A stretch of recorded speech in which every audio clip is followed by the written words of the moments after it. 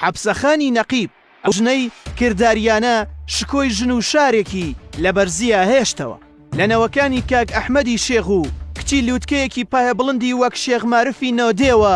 ژنێک دێتە بوون بە ئەندازەی بوونیەتی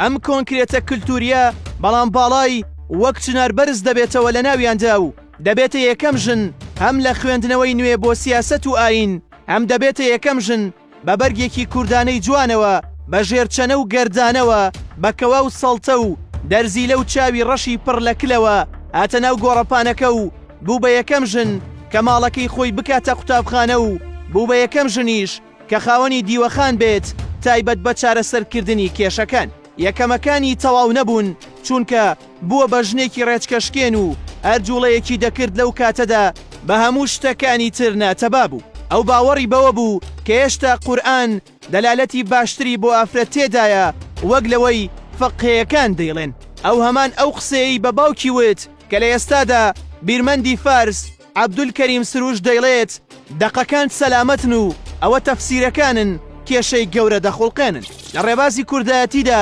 ژنێک نەبوو دەستبەرداری هەموو شتێک ببێ و تەنها خەمی ناوبانگ و دەرکەوتنی بێ و سەنگەر لە پیاوەکان بگرێت بەڵکو بە ژنیەتی خۆیەوە زۆر جار بنیەتی خۆی لە یارمەتیدانی بەرە و ڕێکخراوەکاندا دەسەلماند تەنانەت لە سەردەمی کۆماری کوردستان لە شاری سابڵاغ بەشێکی زۆری لەو زێڕ و خشلانەی کە هەی بوون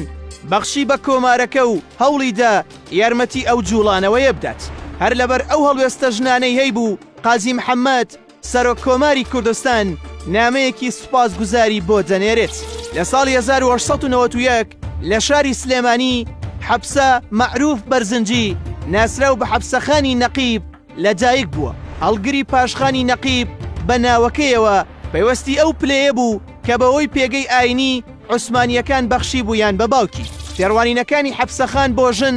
لە ناو ئایندا نێگەتیڤ نەبوو بەڵکو بڕوای تەواوی وابوو کە ژن هێشتا لە سایی دەقەکانەوە زیاتر هەست بە ئازادی دەکات بە بەراورد بە تەفسیری فەقهەیەکان گفتوگۆی ئەم بابەتی ئاین و پێگەی ژنە بە شاهیدی هاوتەمەنەکانی حەبسەخان لەگەڵ باوکی دەکرد کە شێخ مارف بوو کێشەکانی ژن لەو سەردەمەدا کە بریتی بوون لە شیربایی گەورە بە بچووک بەخشین لە پێناوماڵ ژن بە ژن شە بەناو شەرەف تەواوی ئەو کێشانەی لەم بابەتانەدا دروست دەبوون لە دیوەخانەکەی حەبسەخاندا چارەسەر دەکران لە تەواوی چالاکیە سیاسیەکاندا خۆی ڕابەرایەتی ژنانی شاری دەکرد و ئامادە بوو لە گۆڕەپانەکەدا چه گۆڕەپانی پێشوازی و میوانداری بێت وەک ئەمەی لە هاتنی سمکۆی شکاک کرا بۆ سلێمانی چ لەو ناڕەزایەتیەی دەربڕینی بەرامبەر بە ئینگلیز و عێراقی تازە دروست بوو لە پەیوەست بە ئیدارەدانی ناوچە کوردیە بە زۆر لکێنراوە بە عێراقەوە حەبسەخانی نەقیب لە سەروەختی کۆبوونەوەکانی دەوڵەتی ئەو کات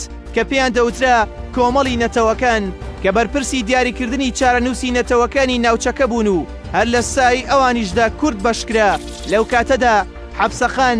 نامەیەک دەنێرێت بۆ ئەو مؤتەمەرە و داوایان لێ دەکات مادام قەرارە ئیمپراتۆریەتی عوسمانی و تورکەکان هەڵبۆشێتەوە ئەوە پێویستە کوردیش بگاتە مافەکانی خۆی حەبسەخان کە دەکاتە هاوژینی شێخ قادر و براژنی شێخ مەحموودی حەفید هاوکاریەکی زۆری جوڵانەوەکانی شێخ مەحموودی کردووە لە ناوەڕاستی سیەکاندا حەبسەخان کۆمەڵەیەک بۆ داکۆکیکردن لە ژنان دروست دەکات کە ئەو کات ڕیسکێکی یەکجار گەورە بوو حەبسەخان لە بواری پەروەردەدا گەرچی خۆی پێگەیەکی وای نەبوو بەهۆی وانەکانی باوکی کۆمەڵێک علومی شەرعی وەرگرت بوو بەڵام بوو بە یەکەم ژن کە قوتابخانەی تایبەت بە ژنان بکاتەوە کە ئەو کات ڕێژەی نەخوێندەواری لە ئاستێکی باڵادا بوو حەبسەخان لە بواری ڕۆشنبیریشدا نێوانی لەگەڵ شاعیراندا زۆر بەهێز بوو سەرباری ئەوەش ئاگاداری دنیای فیلم و سینەما بوو بەپێی ڕای هاوسەردەمیەکانی خۆی بە ئیشتیاقەوە سەیری نوێترین فیلمەکانی کردووە نەخۆشی شێرپەنجە